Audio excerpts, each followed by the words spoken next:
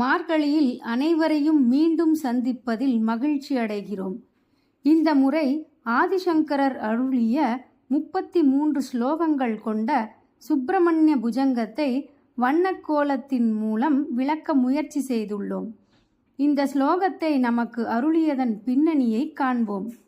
ஆதிசங்கரரின் மேன்மையான குணங்களாலும் அவரின் கீர்த்தியை கண்டும் பொறாமை கொண்ட அபினவகுப்தர் மந்திர ஏவல் மூலம் ஆதிசங்கரருக்கு காசநோய் ஏற்படச் செய்தார்.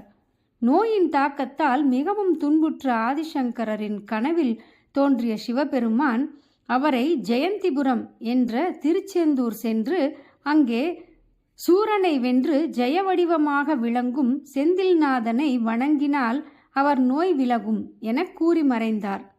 ஆதிசங்கரரும் திருச்செந்தூர் அடைந்தார்.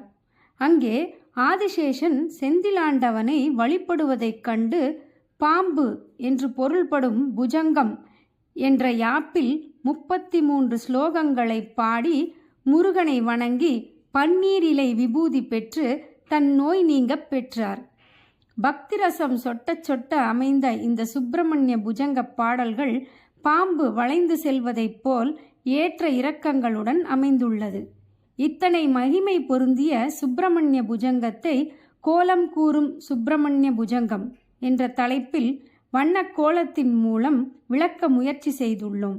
உங்கள் அனைவரின் பிரார்த்தனைகளுடனும் ஆசிகளுடனும் நாளை முதல் ஆதிசங்கரரின் சுப்பிரமணிய புஜங்கத்தில் திளைப்போம் வாரீர்.